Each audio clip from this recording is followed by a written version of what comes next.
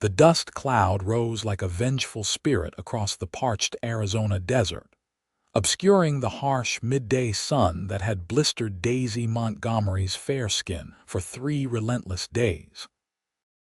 She stumbled forward, her once fine traveling dress torn and filthy, her cracked lips mouthing silent prayers as the towering walls of Canyon Diablo seemed to close in around her like a stone coffin. It was the spring of 1883 when Daisy arrived in Silverton, Arizona territory, with nothing but her teaching credentials and the foolish hope that the West would provide the fresh start she so desperately needed after her father's death had left her alone in Philadelphia. The stagecoach that delivered her to the mining town had barely disappeared over the horizon before Daisy realized that Silverton was nothing like the idyllic frontier settlement she had imagined in her girlish fantasies. The main street was little more than a dusty thoroughfare lined with hastily constructed wooden buildings that seemed to lean precariously in the desert wind. Men in varying states of filth and sobriety staggered between the saloons, while women with painted faces and knowing eyes watched from shadowed doorways. It was a far cry from the genteel society Daisy had left behind, but she held her chin high as she made her way to the schoolhouse where she was to begin her new position. The schoolhouse was a modest single-room building at the edge of town. Inside, Daisy found the town council chairman, Mr. Prescott, a portly man with a sweating brow despite the cool spring morning. "Miss Montgomery, we weren't expecting you until next week," he said, eyeing her travel-worn appearance. "The stage was ahead of schedule," Daisy replied, removing her gloves. "I'm eager to begin my duties as soon as possible." "Well, the children won't start lessons until Monday, but I suppose you can use the time to settle in. Mrs. Finch has prepared the teachers' quarters behind the schoolhouse. It's modest, but it's private." As Mr. Prescott led her to her new home, a tiny one-room cabin with a small stove, a narrow bed, and a washstand, Daisy fought back the urge to cry. She was 22 years old and completely alone in a strange, wild place. But she had made her choice, and there was no going back. That evening, as Daisy unpacked her meager belongings, a knock at the door startled her. She opened it to find a tall, broad-shouldered man standing on her doorstep, hat in hand. His face was tanned and weathered, with a strong jaw partially hidden beneath several days' worth of stubble. But it was his eyes that caught Daisy's attention, a startling blue that seemed to pierce right through her. "Miss Montgomery." His voice was deep and rough, like stones rolling down a hillside. "I'm Knox Irwin. I run the ranch outside town. Heard we got a new school teacher." Daisy straightened her spine, conscious of her disheveled appearance after the long journey. "Yes, Mr. Irwin. I arrived today." "Welcome to Silverton." He nodded, his gaze direct but not unkind. "It's rough country for a city girl. I assure you, Mr. Irwin, I'm quite capable of adapting to new circumstances," Daisy replied, lifting her chin. A hint of a smile touched his lips. "We'll see, Miss Montgomery, we'll see." He placed his hat back on his head. "My sister sends her regards. She'll call on you tomorrow. Emily's been teaching the children since our last teacher left 6 months ago. She'll help you get settled." Before Daisy could respond, Knox Irwin turned and strode away, his long legs carrying him quickly down the path. She watched him go, wondering what had prompted the town's rancher to personally welcome the new schoolteacher. The next morning, Emily Irwin arrived with fresh bread and a pot of strawberry preserves.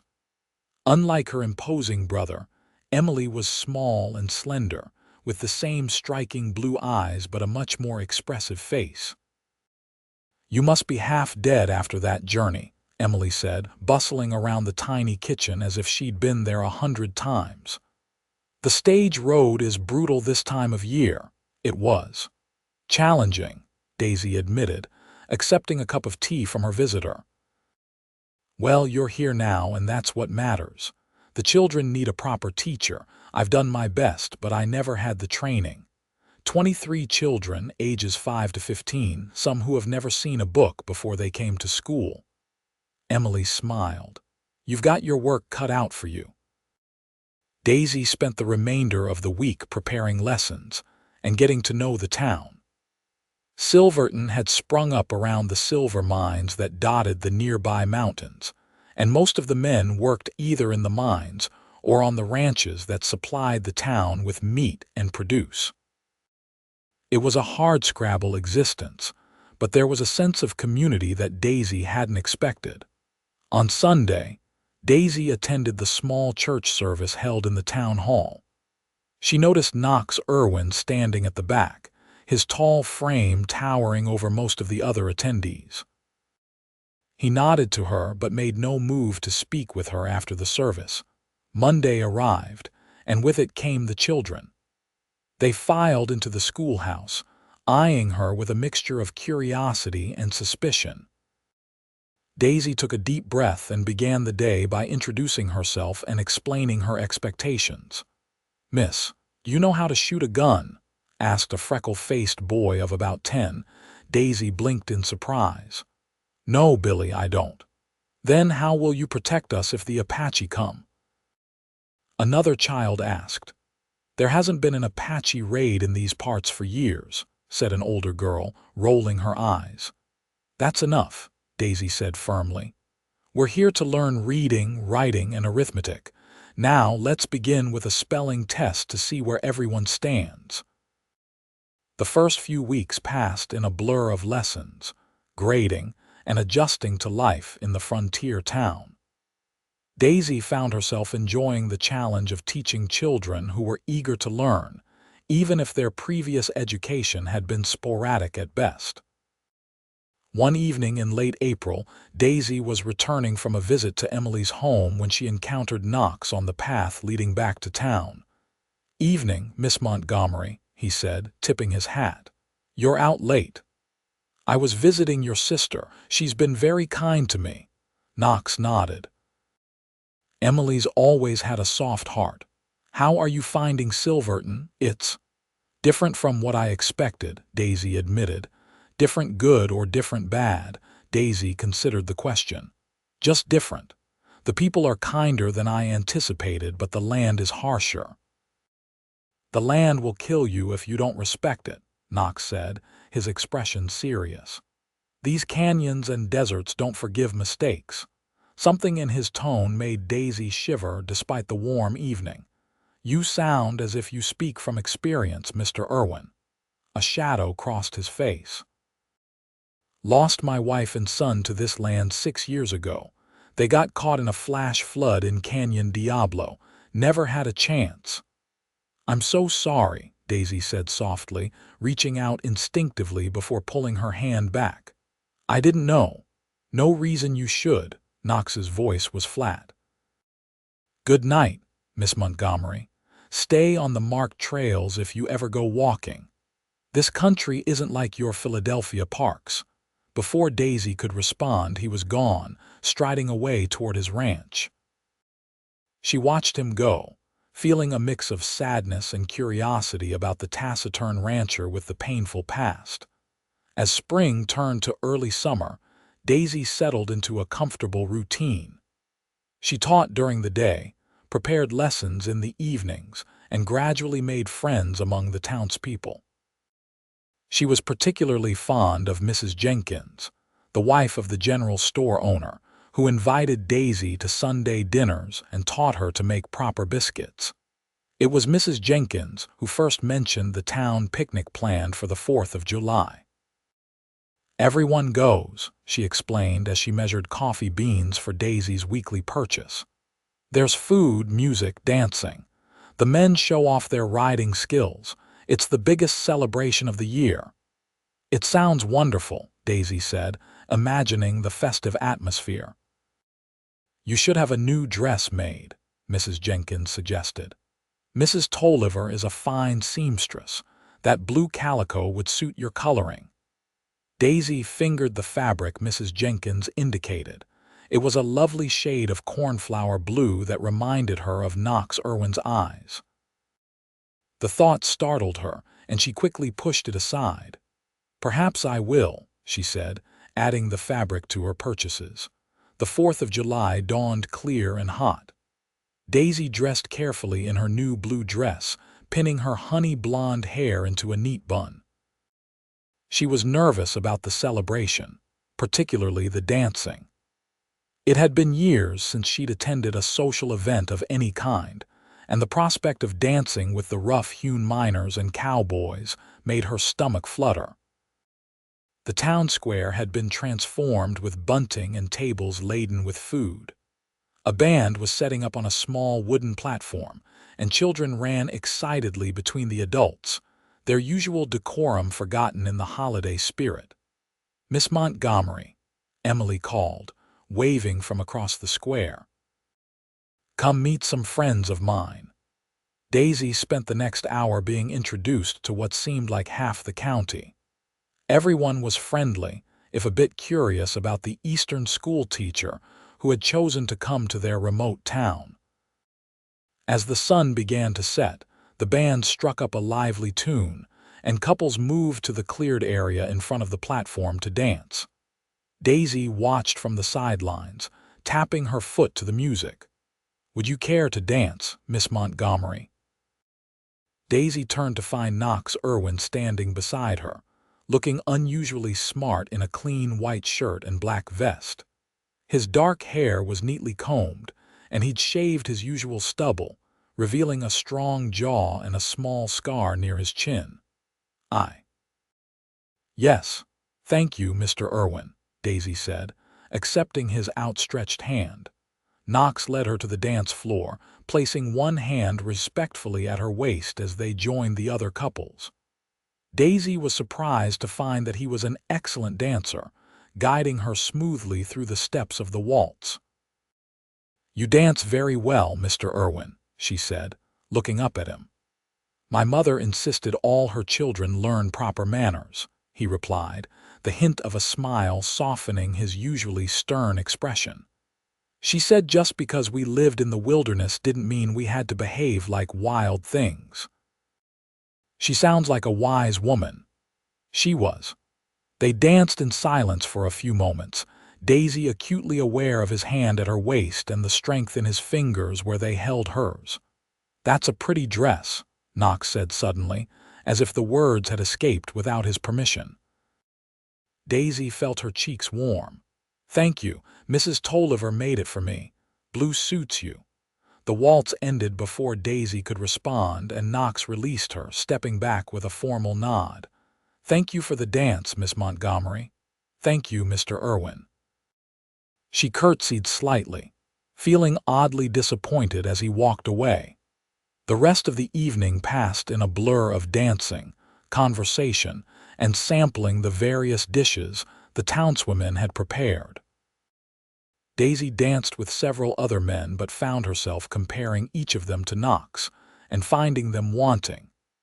As the celebration wound down, Daisy found herself standing at the edge of the square, watching as the last few couples swayed to a slow melody.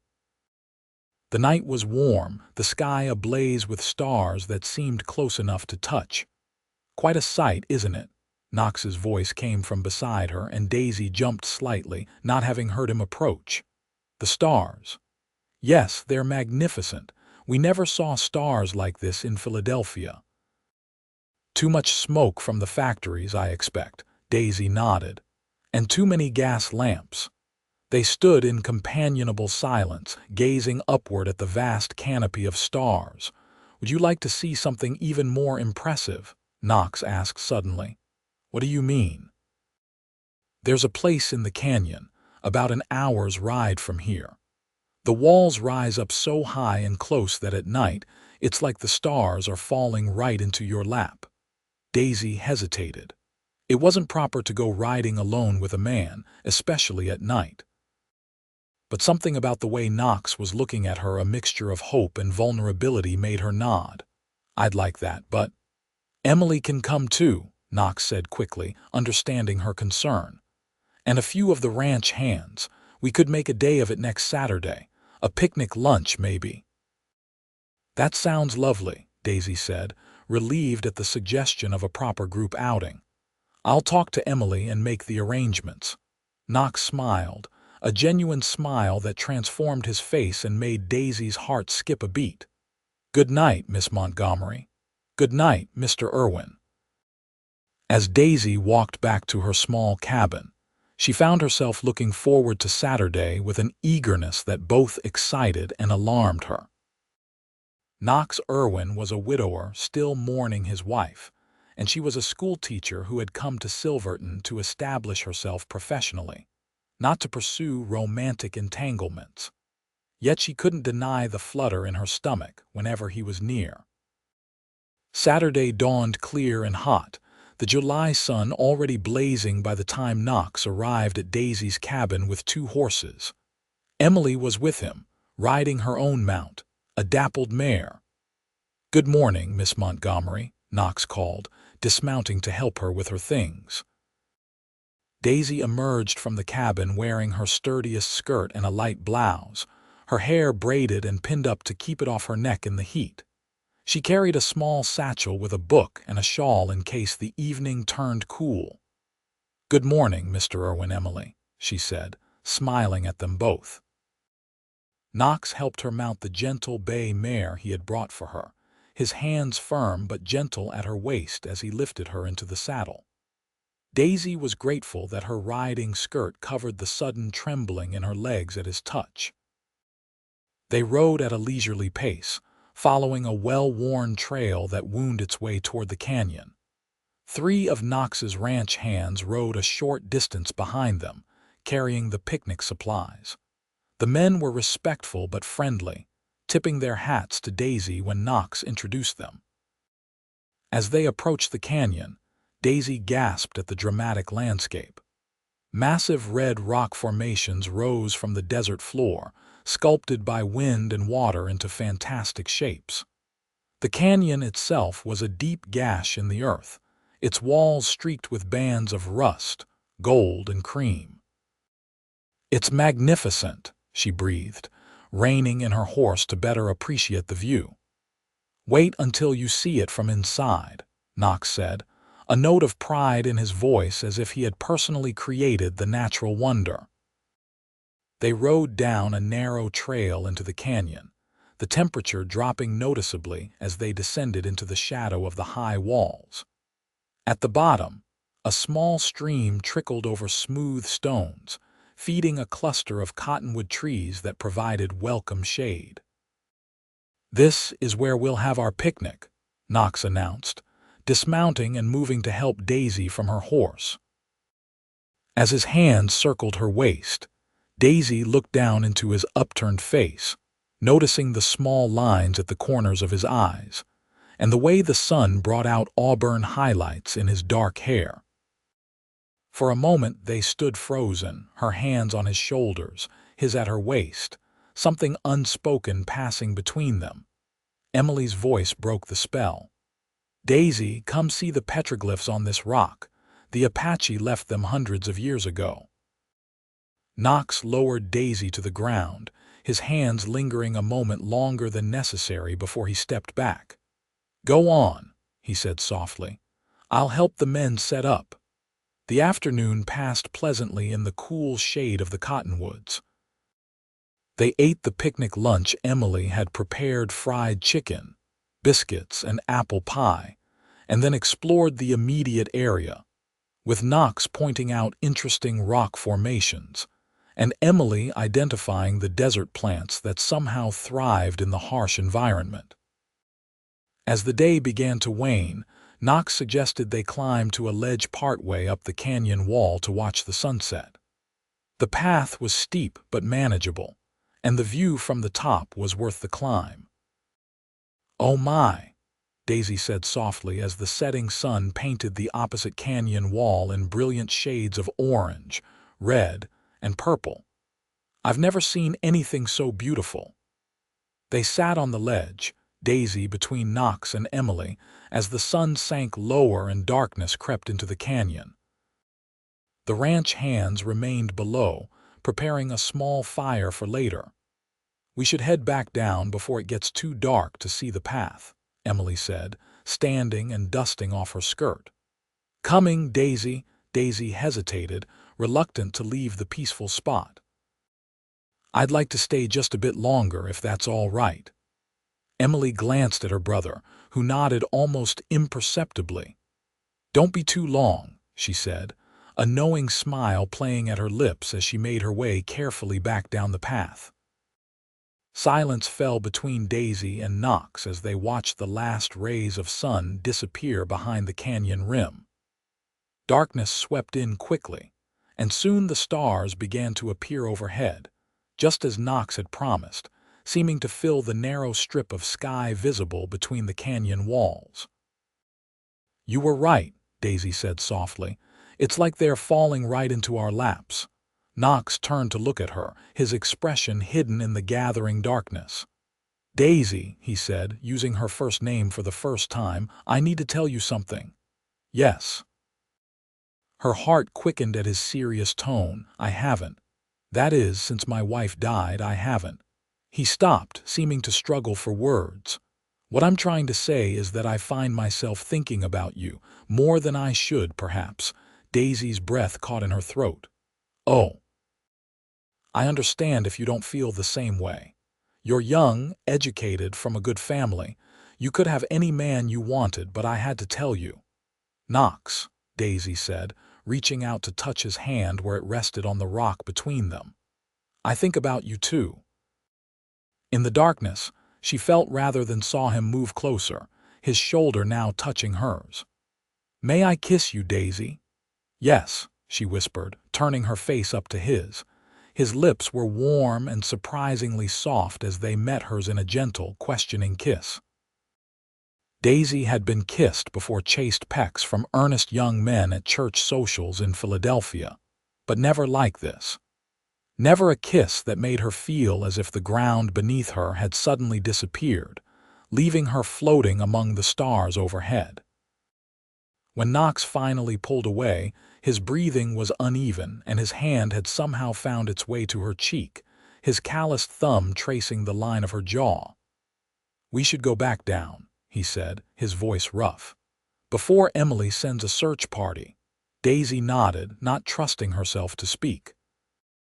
Knox stood first, then helped her to her feet, keeping hold of her hand as they carefully made their way back down the darkened path. The small group stayed at the canyon until well past midnight, lying on blankets spread beneath the cottonwoods, gazing up at the stars while Knox pointed out constellations and told stories of the Apache beliefs about the night sky. Daisy lay beside him, not quite touching but close enough to feel the warmth radiating from his body, her mind still spinning from their kiss and his confession. They rode back to town in the cool pre-dawn hours, arriving just as the first light of day was touching the eastern horizon. Knox escorted Daisy to her cabin door, his hand at the small of her back sending shivers up her spine despite her exhaustion. "Thank you for coming," he said softly, standing close but not touching her now that they were back in town where anyone might see. "Thank you for showing me the canyon," Daisy replied. "It was magical." Knox smiled, the rare expression transforming his face. "Get some rest. I'll call on you tomorrow if I may. I'd like that." With a tip of his hat, Knox left her at her door, mounting his horse to escort Emily home before returning to his ranch. Daisy watched him go, her heart lighter than it had been in years. The next week passed in a haze of happiness for Daisy. Knox called on her every evening, sometimes bringing small gifts, wildflowers, a book of poetry he'd ordered from back east, once a beautiful turquoise pendant made by an Apache silversmith. They would sit on the bench outside her cabin, talking until the sun set and propriety demanded that Knox take his leave. On Saturday, Knox invited Daisy to visit his ranch. It's not much compared to the big spreads in Texas, he warned as they rode out of town together. But it's mine, free and clear. The Double I Ranch was a neat collection of buildings nestled at the base of a low hill about 5 miles outside Silverton. The main house was larger than Daisy had expected, built of hand-hewn logs with a wide porch wrapping around 3 sides. Nearby stood a bunkhouse for the ranch hands, a barn, and various other outbuildings. My father built this place, Knox explained as he helped Daisy dismount. Came out here in '45 with nothing but a wagon, a few tools, and my mother. Built the house first, then started acquiring cattle. By the time I was born in '52, he had a decent herd and enough land to support it. It's lovely, Daisy said honestly, admiring the way the house seemed to belong to the landscape, as natural as the juniper trees that dotted the hillside.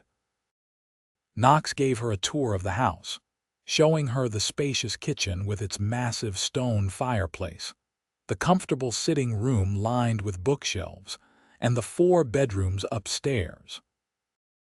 My parents' room, he said, indicating the largest bedroom, though my mother moved into one of the smaller rooms after father died, said the big bed was too empty without him. There was something wistful in his voice that made Daisy wonder if he felt the same way about his own bed after losing his wife. But she didn't ask, not wanting to remind him of his pain on what had so far been a pleasant day. They ate lunch on the porch, watching as ranch hands moved a small herd of cattle from one pasture to another in the distance. Knox pointed out various landmarks, explaining the boundaries of his property and his plans for expanding the herd. I'd like to add another 100 head next year, he said, his eyes scanning the horizon. The railroad's coming closer and beef prices are strong. You seem to have a good business sense, Daisy observed. Knox shrugged. Just trying to build something that will last, something to pass on. The comment hung in the air between them, laden with unspoken meaning. Daisy looked down at her plate, suddenly shy under Knox's intense gaze. Daisy, he said softly, reaching across the table to take her hand. I know it's only been a few weeks since things changed between us. But I want you to know that I'm serious about you. Daisy lifted her eyes to meet his. I'm serious about you too, Knox, he smiled, squeezing her hand gently before releasing it. Good, that's good. They spent the remainder of the afternoon exploring the ranch, with Knox proudly showing Daisy the improvements he'd made to the property over the years. As the sun began to set, he suggested they ride to a nearby hill to watch the sunset before returning to town. The hill offered a panoramic view of the surrounding countryside, with the ranch buildings visible to the east and the town of Silverton, a distant cluster of buildings to the south. To the west, the red rocks of Canyon Diablo glowed in the setting sun. It's so vast, Daisy said, gazing out over the landscape. In Philadelphia, you can never see this far. There are always buildings or trees in the way. That's what I love about it, Knox replied, standing close beside her. The openness, the freedom. Daisy nodded, understanding the appeal even as a part of her still missed the comforts and security of city life. Daisy, Knox said, turning to face her fully. There's something I need to ask you. Yes. Her heart began to race at his serious tone. Would you consider staying in Silverton? Not just for the school year, but permanently, Daisy blinked, surprised by the question. I don't know, I hadn't really thought about it. Knox's face fell slightly. I understand, it's a big decision, and Silverton isn't exactly Philadelphia. No, it's not, Daisy agreed. But it has its own charms. She reached out to touch his arm. Are you asking me to stay for the town's sake or for yours? For mine, Knox admitted, covering her hand with his own. Entirely for mine. Then I'll consider it, Daisy said softly, very seriously. The ride back to town was quieter, both of them lost in their own thoughts. When they reached Daisy's cabin, Knox helped her dismount, his hands lingering at her waist. "Knox," Daisy said, gathering her courage, "I need to be honest with you." "That sounds ominous," he said, trying to smile but not quite succeeding. "No, it's not that." She took a deep breath. "I came to Silverton because I had nowhere else to go. My father died last year and the creditors took everything. The teaching position was my only option." Knox's expression softened. "Daisy, I don't care about that. But you should know," she insisted. "I'm not from a good family, as you put it. My father was a gambler who drank away my mother's inheritance. I have nothing to bring to a marriage except myself and a few dresses." "Is that what you think I care about? Money?" Knox looked genuinely hurt. "No, I don't know what I think. I just wanted you to know the truth before things go any further between us." Knox took her hands in his. "Daisy Montgomery, I don't give a damn about your father's debts or your lack of inheritance. I care about you, your kindness, your intelligence, your strength. The way you face each day with determination, even though this place must seem like the end of the earth to someone like you." Tears pricked at Daisy's eyes. "Knox, let me finish," he said gently. "I wasn't going to do this yet. I wanted to give you more time, but maybe it's better this way with all the cards on the table." He took a deep breath. "I love you, Daisy, and if you'll have me, I'd like to make you my wife." Daisy's breath caught in her throat. "Knox, we've only known each other a few months. And in that time, I've come to know you better than I knew my first wife in 5 years of marriage," he said simply. "I'm not asking you to decide right now. Think about it. Talk to Emily or Mrs. Jenkins or whoever you trust. Ask them about me, about the kind of man I am. And when you're ready, let me know your answer." He lifted her hands to his lips, pressing a gentle kiss to her knuckles before releasing her. "Good night, Daisy." "Good night, Knox," she whispered, watching as he mounted his horse and rode away, his straight back silhouetted against the darkening sky. Daisy barely slept that night, her mind spinning with Knox's proposal and her own conflicted feelings. She loved him, that much she was certain of. But marriage was a serious step, especially in this remote territory where divorce was nearly impossible, and a woman's options were limited if things went wrong. The next morning, Daisy sought out Emily at the general store, pulling her friend aside to a quiet corner. "Your brother asked me to marry him," she said without preamble. Emily's face lit up with genuine delight. "Oh, Daisy, that's wonderful. What did you say?" "I didn't give him an answer yet. I told him I needed time to think." Emily's smile dimmed slightly. "You don't love him." "No, I do. At least I think I do. But it's all happened so quickly, and marriage is such a big step." "Daisy," Emily said, taking her hands, "I've never seen my brother look at anyone the way he looks at you. Not even Sarah." "Sarah was his wife," Emily nodded. "They were fond of each other, but theirs was more a marriage of convenience. Her father owned the adjacent property, and the marriage joined the 2 ranches. Knox was devastated when she died, of course, especially losing little Thomas too, but what he feels for you, it's different." Daisy bit her lip, considering Emily's words. "Tell me about Knox. What kind of husband would he be? Honest, loyal, hardworking?" Emily didn't hesitate. "He can be stubborn and too serious sometimes, but he's never raised his hand to a woman or child. He doesn't drink to excess. He pays his debts and keeps his word. But what about me? I know nothing about running a ranch. I'm a school teacher, not a rancher's wife." "You'd learn," Emily said simply. "We all do. When I married Thomas, I didn't know how to cook for more than 2 people. Now I feed a dozen ranch hands twice a day without breaking a sweat. You make it sound so simple. It's not simple. It's hard work. But if you love each other, it's worth it." Emily squeezed Daisy's hands. "Don't answer him until you're sure one way or the other." Knox deserves your honesty, whatever you decide. Daisy nodded, grateful for her friend's advice. Thank you, Emily. For the next week, Daisy threw herself into her teaching duties, using the long summer days to catch up on grading and prepare for the fall term. Knox kept his distance, though she occasionally saw him in town, nodding politely but not approaching her. On Saturday morning, Daisy woke early with a clear mind and a decision made.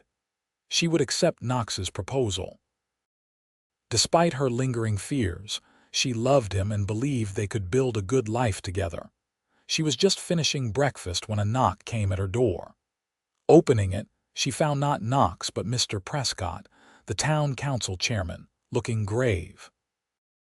"Miss Montgomery, I'm afraid I have some distressing news," he said, twisting his hat in his hands.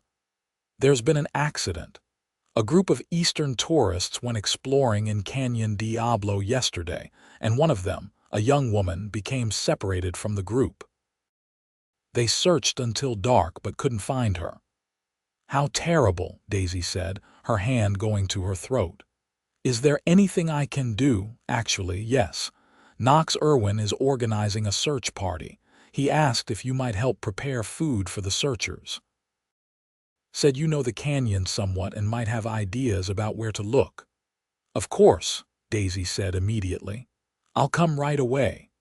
She grabbed her shawl and followed Mr. Prescott to the town hall where a crowd had gathered. Knox stood at the center, giving instructions to groups of men. "We'll divide into 5 teams," he was saying as Daisy approached. "Each team will take a different section of the canyon. The woman's name is Catherine Ellis. She's 24, blonde, wearing a green traveling dress. According to her companions, she wandered off to sketch some rock formations and never returned to their camp." Daisy made her way to Knox's side. "Mr. Prescott told me what happened. How can I help?" Knox's expression softened slightly at the sight of her. "Daisy, thank you for coming. Emily's organizing food for the searchers at the general store. But before you go there, could you look at this map and show me where we went that day? The spot with the petroglyphs and the cottonwoods." Daisy leaned over the map spread out on a table, studying it carefully. "Here," she said, pointing to a spot about halfway along the canyon's length. "And we climbed up to this ledge to watch the sunset." Knox nodded, marking the spots on the map. "Good. That gives me a better reference point, thank you. Will you be leading one of the search parties?" "I'll be going alone," Knox said, his voice low enough that only she could hear. "I can cover more ground that way, and I know that canyon better than anyone. But it's dangerous to go alone," Daisy protested. "I'll be fine." His expression was determined. "I need to do this, Daisy." She realized then that he was thinking of his wife and son, lost in the same canyon. This was personal for him in a way it wasn't for the other searchers. "Be careful," she whispered, resisting the urge to touch his arm in front of the entire town. "I will." His eyes held hers for a long moment before he turned back to the waiting men. "Let's move out. Every minute counts." Daisy spent the day at the general store with Emily and several other women, preparing sandwiches, brewing coffee, and packing supplies for the search parties. As evening approached with no word from any of the searchers, worry began to gnaw at her. "They'll have to come back soon," Mrs. Jenkins said, glancing at the darkening sky outside the store's windows. "Can't search in the dark." "Knox won't come back," Emily said quietly to Daisy. "Not until he finds her one way or another. But it's too dangerous to stay out there at night," Daisy said, her stomach clenching with fear. "Try telling him that." Emily sighed. "When Knox sets his mind to something, nothing short of death will stop him." The search parties began returning as night fell, tired, dusty men trudging into town with dejected expressions that told the story before they spoke a word. No sign of Miss Ellis. Knox didn't return. Daisy barely slept that night, rising before dawn to join the women preparing food for another day of searching. Mr. Prescott came by mid-morning with an update. 3 of the search parties are going back out, he told the gathered women. The tourist group has hired some Apache trackers from the reservation to help. Still no word from Knox. Has anyone gone to look for him? Daisy asked, unable to keep the worry from her voice. Mr. Prescott shook his head. Knox left strict instructions not to send anyone after him. Said it would just mean more people to rescue. The day dragged on, each hour increasing Daisy's anxiety. By evening, she could stand it no longer. She sought out Mr. Jenkins at the general store. "I need to borrow a horse," she said, her voice steady despite her inner turmoil. "And supplies for a day or two." Mr. Jenkins looked at her as if she'd lost her mind. "Miss Montgomery, you can't be thinking of going out there." "That's exactly what I'm thinking." Knox knows that canyon, yes, but he's been out there for 2 days now with no food or water beyond what he carried. Someone needs to look for him. "The Apache trackers are looking for Miss Ellis, not Knox," Daisy interrupted. "Please, Mr. Jenkins." "I know it's foolish, but I can't just sit here doing nothing." Mr. Jenkins studied her face for a long moment, then nodded slowly. "I'll saddle my best horse for you, and I won't tell anyone you're gone until morning.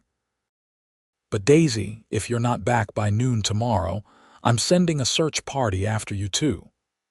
"Thank you," Daisy said, relief flooding through her. An hour later, she was riding out of town, her saddlebags packed with food, water, bandages, and a small pistol Mr. Jenkins had insisted she take. She wore her sturdiest boots and a split riding skirt that allowed her to sit comfortably in the saddle. Her hair was braided and pinned up beneath a wide-brimmed hat to protect her from the sun. Daisy followed the trail to Canyon Diablo, her mind focused on the task ahead. She knew it was reckless, perhaps even foolhardy, to go searching alone. But the thought of Knox out there, possibly injured or worse, drove her forward despite her fear. The sun was setting as she reached the canyon rim. Daisy hesitated, knowing it was dangerous to descend into the canyon in fading light. But the thought of spending the night alone on the rim while Knox might be in trouble below decided her. She urged her horse onto the narrow trail that led down into the canyon. The descent was nerve-wracking, with the trail occasionally disappearing into shadow, forcing Daisy to trust her horse's sure-footedness. By the time she reached the canyon floor, full darkness had fallen, and the stars overhead provided the only light. Daisy made her way to the spot. She remembered the small grove of cottonwoods by the stream where they had picnicked. If Knox was still searching, he might return there to rest or refill his water supply. There was no sign of Knox at the cottonwoods. Daisy dismounted, tethered her horse where it could reach both grass and water, and spread her bedroll beneath the trees. Sleep eluded her despite her exhaustion, every sound in the darkness making her start with both hope and fear. Dawn came slowly, the sky lightening to a pale gray before the sun's rays touched the canyon rim. Daisy was already up, having packed her bedroll and saddled her horse. She ate a quick breakfast of jerky and hardtack, washing it down with water from the stream. As she mounted her horse, Daisy considered her options.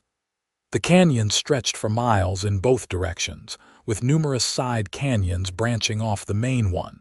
She had no way of knowing which direction Knox might have gone. "If I were looking for someone," she said aloud to herself, "I'd check the places where they might seek shelter or water."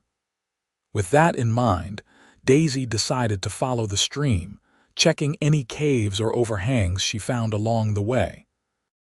She rode slowly, calling Knox's name every few minutes, the sound echoing eerily off the canyon walls.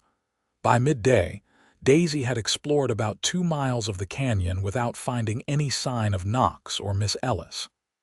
The heat was becoming intense. the sun beating down mercilessly as it reached its zenith. She stopped in a patch of shade to rest and water her horse.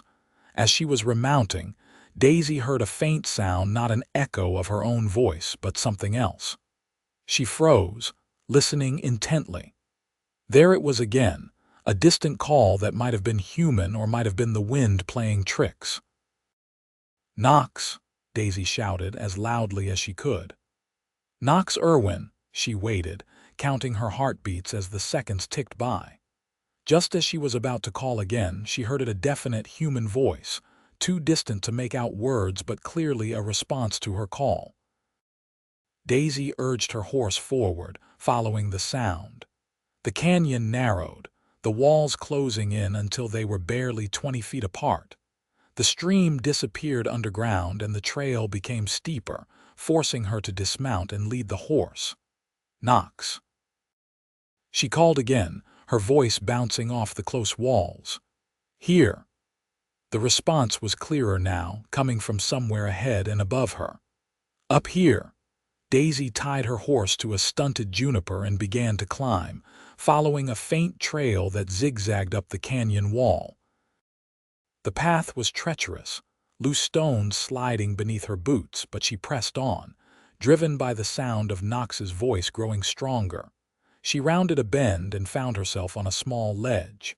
Knox was there, kneeling beside a still form on the ground, a young woman in a torn green dress. "Daisy." Knox looked up, his face a mask of disbelief. "What in God's name are you doing here?" "Looking for you," she said simply, dropping to her knees beside him. "Is she?" "Alive, but barely," Knox said, turning his attention back to Miss Ellis. "Found her about an hour ago. She fell from up there." He jerked his chin toward a higher ledge. "Broke her leg and hit her head. She needs a doctor fast." "I brought supplies," Daisy said, reaching for the canteen she'd slung over her shoulder. "Water, food, bandages." "Thank God," Knox murmured, helping raise Miss Ellis's head so Daisy could trickle water between her parched lips. "I used the last of my water yesterday." Now that the initial shock was wearing off, Daisy could see how exhausted Knox looked. His face was sunburned and stubbled, his eyes bloodshot, his clothes filthy and torn. He'd clearly been searching without rest since he'd left town. "You found her," Daisy said softly, handing him the canteen, "when everyone else gave up." Knox drank deeply before answering. "Couldn't give up." "Not again. Not in this canyon." Daisy understood then this had been about redemption for him, a chance to save someone when he hadn't been able to save his wife and son. "We need to get her down," Knox said, wiping his mouth with the back of his hand. "I can carry her, but the path is tricky." "You'll need to go ahead. Tell me where to step." "I can do that," Daisy said, already repacking her supplies. Getting Miss Ellis down to where Daisy had left her horse was a grueling process. Knox carried the unconscious woman in his arms, his face set with determination despite his obvious exhaustion. Daisy led the way, pointing out loose stones and offering her hand for balance at the steepest parts. By the time they reached the horse, Knox was staggering with fatigue. "We'll put her on the horse," he said, his voice rough. "You lead it. I'll walk beside you. Knox, you're exhausted. You should ride. I can walk." He shook his head stubbornly. "No, we need to keep her as still as possible with that leg. The horse moves smoother with one rider, not two." There was no arguing with him. They secured Miss Ellis on the horse, using Daisy's bedroll to cushion her and strips of cloth to bind her to the saddle. Then they began the long journey back to the mouth of the canyon. Progress was agonizingly slow. The heat was oppressive, and Knox was clearly running on nothing but sheer willpower. Daisy kept glancing at him, worried he might collapse at any moment. "How did you know to look for me?" Knox asked as they paused in a patch of shade to rest and give the horse water. "I didn't," Daisy admitted. "I was looking for you. When you didn't come back, I was afraid something had happened." Knox's expression softened, the hard lines of exhaustion momentarily easing. "You risked your life to find me." "Yes." Daisy met his gaze steadily. "I love you, Knox. I couldn't bear the thought of losing you before I had the chance to tell you that." "Daisy," he breathed, reaching for her hand.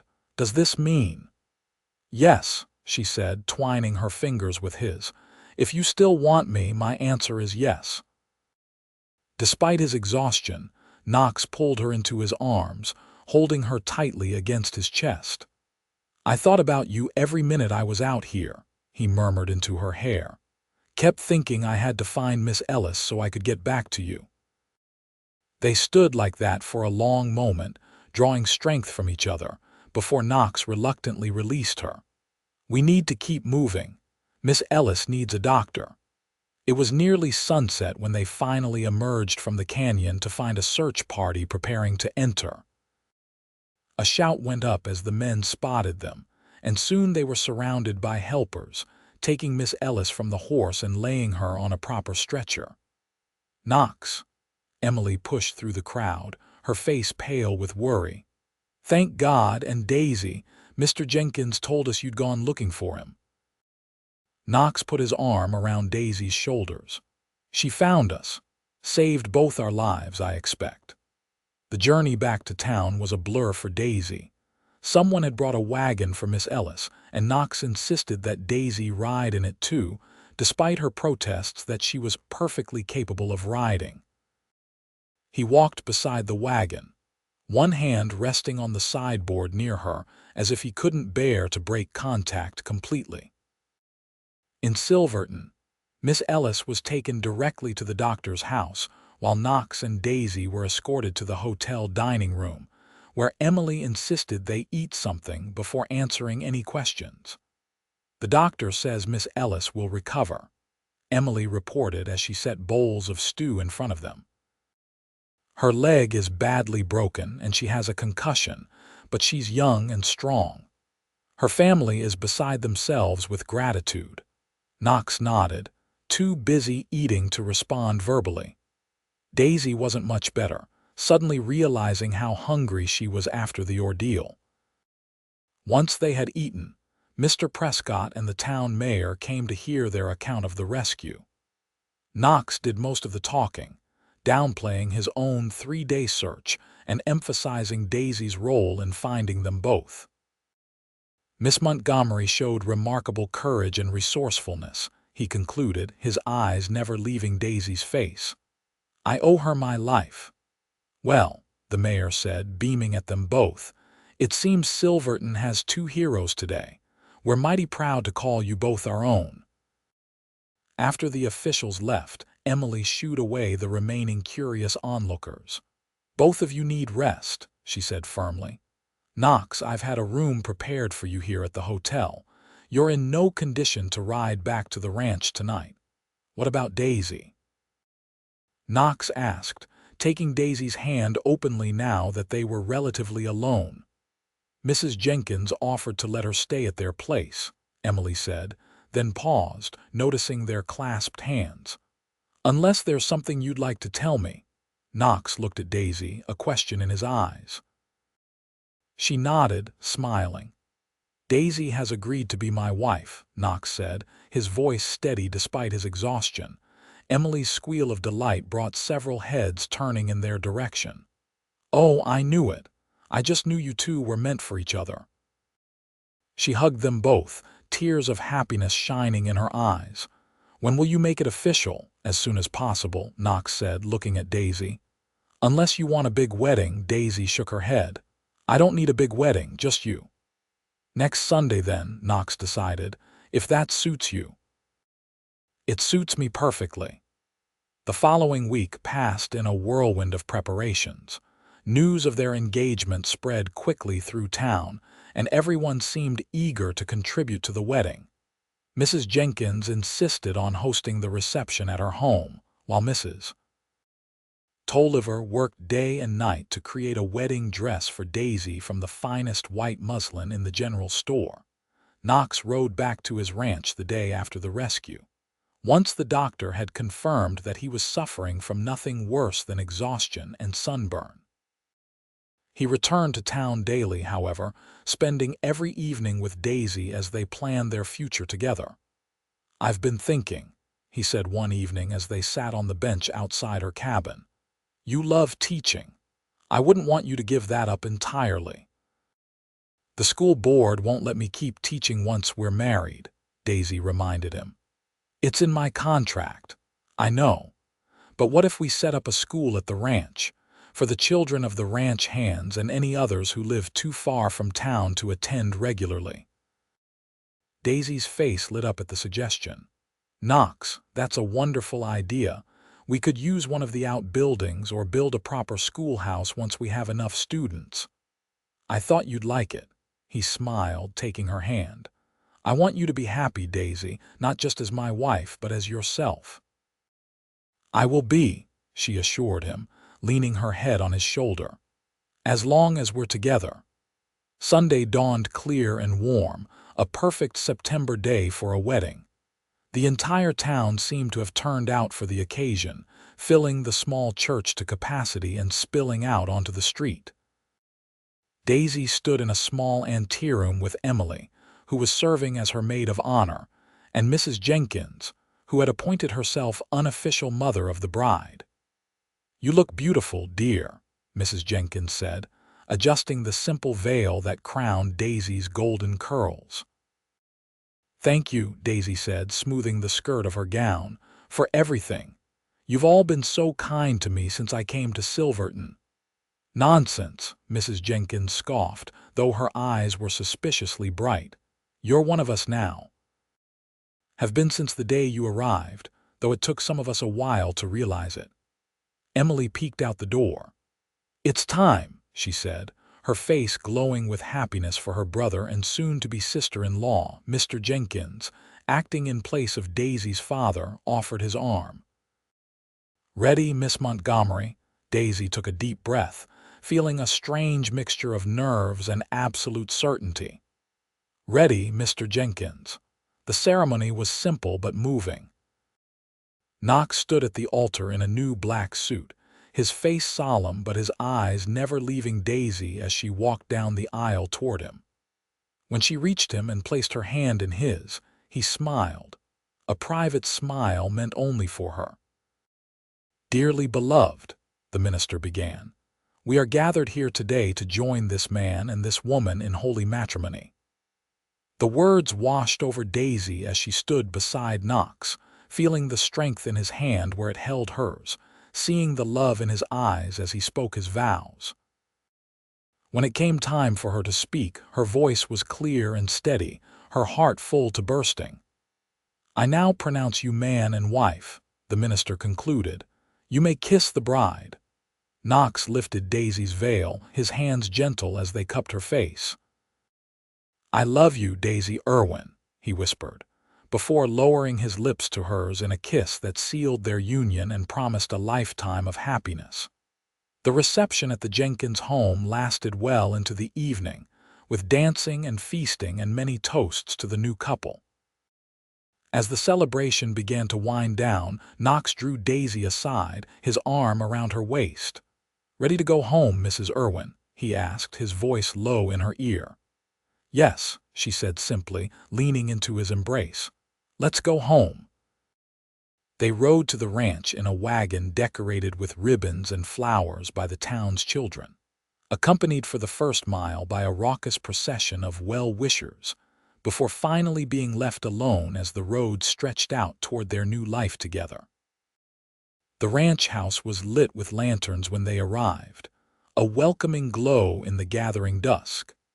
Knox helped Daisy down from the wagon, then surprised her by sweeping her into his arms to carry her across the threshold. "Welcome home," he said as he set her down in the entryway, his voice thick with emotion. Daisy looked around at what was now her home, the solid log walls, the comfortable furnishings, the bookshelves filled with volumes that spoke of Knox's thoughtful nature. "It's perfect," she said, turning to smile at her husband. "Everything is perfect." 10 years later, Daisy stood on the porch of the Double I Ranch, watching as Knox taught their 8-year-old son, James, how to throw a lasso. The boy's face was a miniature version of his father's, with the same determined set to his jaw as he concentrated on the task. "More wrist, less arm," Knox instructed, demonstrating the motion again. "That's it, you've got it." James whooped with delight as the rope settled around the practice post. "I did it, Pa, did you see, Ma? I did it." "I saw," Daisy called, clapping her hands. "Well done, James." From inside the house came the sound of a baby's cry. Daisy turned to go inside, pausing to look back at her husband and son, now engaged in an animated discussion about the finer points of roping technique. In the nursery, 6-month-old Alina was awake in her crib, her face scrunched in displeasure at finding herself alone. Daisy lifted the baby, cradling her close and inhaling the sweet scent of her downy head. "There now, sweet girl," she murmured, settling into the rocking chair by the window. "Mama's here." As she nursed the baby, Daisy gazed out the window at the ranch that had become so dear to her. The schoolhouse Knox had built 3 years after their marriage stood a short distance from the main house, large enough now to accommodate 15 students, the children of ranch hands, nearby homesteaders, and 2 of their own. Life hadn't always been easy. There had been droughts that threatened the cattle, harsh winters that tested their endurance, and the heartbreaking loss of their second child, a son who had lived only a few hours after his birth. But through it all, Knox had been her rock, just as she had been his. And whenever life became particularly challenging, they would remind each other of those days in Canyon Diablo, Daisy lost and alone, Knox tracking her when everyone else had given up, finding each other against all odds. Alina finished nursing and gazed up at her mother with Knox's blue eyes, a milky smile lighting her face. Daisy smiled back, her heart full to bursting with love for this tiny person who represented all the joy and hope of their life together. The door opened, and Knox entered quietly, James hanging back respectfully as his father had taught him when the baby was feeding. "Everything all right?" Knox asked, crossing to stand beside the rocking chair, one hand coming to rest on Daisy's shoulder. "Everything is perfect," Daisy replied, echoing the words she had spoken on their wedding night. She reached up to cover his hand with her own, feeling the calluses earned through years of honest work, the strength that had never failed her. Knox leaned down to press a kiss to her forehead, then to the top of Alina's head. "I was thinking," he said, his voice soft in the peaceful nursery, "that we might take a trip to Philadelphia next summer, show the children where their mother came from." Daisy looked up at him in surprise. "Really? It's such a long journey." "The railroad makes it easier now," Knox pointed out, "and I think it's important for them to know that part of their heritage too. Besides," he added with a grin that still made her heart skip a beat after all these years, "I want to see this place that produced such an extraordinary woman." "I'd like that," Daisy said, touched by his thoughtfulness. Outside, the sun was setting over Canyon Diablo in the distance, painting the sky in shades of gold and rose. The same canyon that had nearly taken Knox's family from him had, in a way, given him a new one. It was a reminder that life, like the rugged landscape of Arizona Territory, was both harsh and beautiful, dangerous and rewarding. As the last rays of sunlight bathed the room in a warm glow, Daisy looked at her family, Knox standing tall beside her, James peeking shyly at his baby sister, Alina drowsing in her arms, and knew with absolute certainty that she was exactly where she was meant to be. In this wild land that had once seemed so foreign, she had found her true home, and in the love of the cowboy who had tracked her when everyone else had given up, she had found her heart's resting place. "I love you," she said softly, looking up at Knox.